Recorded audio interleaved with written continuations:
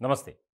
వైఎస్ఆర్‌సీపీలో అంతర్మథనం ప్రారంభమైంది. ఇప్పటికే నాయకుల్లో చాలా వరకు అసంతృప్తి అనేది బాగా ఎక్కువైంది. కొంతమందైతే ఓపెన్ అవుతున్నారు. కొంతమంది ఓపెన్ కావడం లేదు. దానికి కారణం మనందరికీ తెలుసు. జాబితా 1, జాబితా 2, జాబితా 3 ఎఫెక్ట్. అంటే ఎప్పుడూ లేని విధంగా వైఎస్ఆర్‌సీపీలో ఈ అభ్యర్థుల మార్పు, ఇన్ఛార్జీల మార్పు గోల ఎక్కువైపోయింది. దానికి కారణం ఏంటంటే జగన్మోహన్ రెడ్డి గారు స్వయంగా ఒక సర్వే చేయించుకున్నారు. దానికి సంబంధించి వచ్చినటువంటి రిపోర్ట్ ఆధారంగానే ఇన్ఛార్జీలను మారుస్తున్నారు. కొత్త వారిని తెర మీదకి తీసుకొస్తున్నారు. కొంతమంది అయితే వారికి వారే నేను పోటీలో ఉండను అని చెప్పిస్తున్నారు. ఇదంతా తాడేపల్లి కేంద్రంగా రాజకీయాలు జరుగుతున్నాయి. ఇలాంటి సందర్భంలో చాలామంది అసంతృప్తి నేతలు బయటికి వచ్చి డైరెక్ట్గా మాట్లాడుతున్నటువంటి పరిస్థితి. కొంతమంది అయితే వారి సీట్ల కోసం పాట్లు మామూలుగా లేవు. కొంతమంది కాలు పట్టుకుంటున్నారు. కొంతమంది రకరకాల పనులు చేస్తున్నారు. ఇట్లాంటి సందర్భంలో చాలా కీలకంగా మారినటువంటి అంశం ఏంటంటే అసలు ఏం చేద్దాం? మన పరిస్థితి ఏంటి? అంటే పార్టీలో ఉంటూ పార్టీకి వ్యతిరేకంగా మాట్లాడితే బాగోదు. అలా అని చెప్పి మనం డైరెక్ట్గా టికెట్ అడిగే పరిస్థితి లేదు. మరి ఏం చేయాలి? పార్టీలోనే కొనసాగాలా? లేదా అసలు రాజకీయాలకే గుడ్ బై చెప్పాలా? అనే దాని మీద ఒక రకమైనటువంటి ఆలోచన చేస్తున్నారట. ఇప్పటికే ప్రతి నియోజకవర్గంలో ఇదే పరిస్థితి. ఎందుకనంటే ఈ 4.5 ఏళ్లలో ఆ నియోజకవర్గ అభివృద్ధికి అక్కడ ఉన్నటువంటి నేతలతో మమేకమై ముందుకు వెళ్ళారు ఎమ్మెల్యేలు.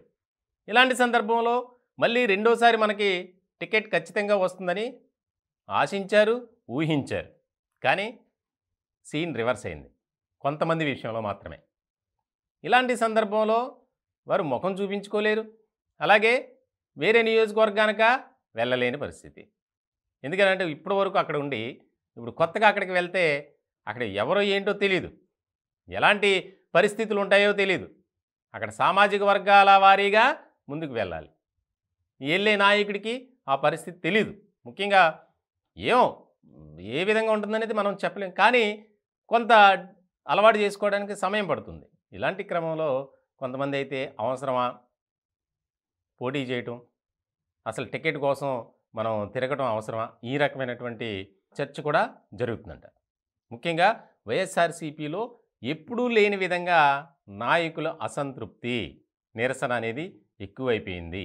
దీనికి సంబంధించి కొంతమంది సామాజిక వర్గాల వారీగా మీటింగ్స్ పెట్టుకుంటున్నారు, చర్చించుకుంటున్నారు అనే విషయం కూడా తాడేపల్లికి చేరిందట.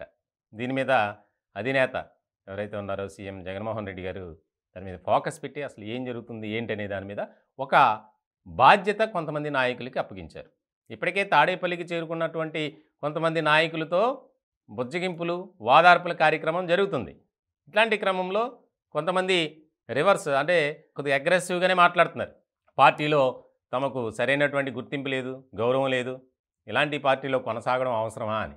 ఇటువంటి సందర్భంలో తెలుగుదేశం పార్టీ నుంచి కానీ వేరే ఇతర పార్టీల నుంచి వైఎస్ఆర్‌సీపీలోకి రావాలి అనుకునేవారు కూడా అక్కడితో ఆగిపోతున్నారు. ఆ ఆలోచనకి బ్రేక్ వేసేస్తున్నారు. ఎందుకనంటే ఇప్పటికే ఆ పార్టీలో ఉన్నటువంటి నాయకులకి సరైనటువంటి గౌరవం, ప్రాధాన్యత లేదు.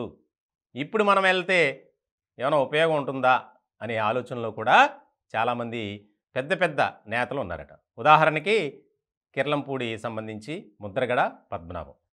ఆయన రాష్ట్రానికి సంబంధించి కాపు ఉద్యమ నేత. ఆయనకు మంచి పేరు ప్రఖ్యాతులు ఉన్నాయి. నిజంగా ఆయన ఏ పార్టీలో చేరినా దాదాపు కాపు సామాజిక వర్గం కొంత ఆయనతో కలిసి నడుస్తుంది. దానివల్ల ఏ పార్టీలో ఉంటే ఆ పార్టీకి లాభం చేకూరుతుంది సాధారణంగా. ఇలాంటి సందర్భంలో గతంలోనే ముద్రగడ పద్మనాభం కోసం, వారి కుమారుడి కోసం 2 సీట్లు మేము కేటాయించాం. దానికి సంబంధించి ఆ ఖర్చు కూడా మేమే భరిస్తామని చెప్పి వైఎస్ఆర్‌సీపీ నుంచి కొంతమంది దూతలు వెళ్ళి ప్రతిపాదన పెట్టారు. వారు కూడా అంగీకరించారు. సర్లే వెళ్దాంలే, ఇప్పుడు రాజకీయాల్లో లేం కదా అని చెప్పి. కానీ ఇప్పుడు ప్రస్తుతం నెలకొన్నటువంటి పరిస్థితుల దృష్ట్యా ఆ ఆలోచన విరమించుకున్నారు. జనసేన కానీ తెలుగుదేశం పార్టీలో కానీ చేరతామని బహిరంగంగానే చెప్పారు. ఇట్లాంటి నేపథ్యంలో రాష్ట్ర వ్యాప్తంగా నెలకొన్నటువంటి పరిస్థితులు ముఖ్యంగా వైఎస్ఆర్సీపీలో ఏం జరుగుతుంది? ఒక రకమైనటువంటి అయోమయం, గందరగోళం. ఏ క్షణాన ఏం జరుగుతుంది? ఎలాంటి మార్పు జరుగుతుంది? ఏ అభ్యర్థిని ఎక్కడి నుంచి ఎక్కడికి మారుస్తారు? ఏదో ఉద్యోగాలు ట్రాన్స్‌ఫర్ అన్నట్లు. అంతా హెడ్‌ఏక్‌గా మారింది.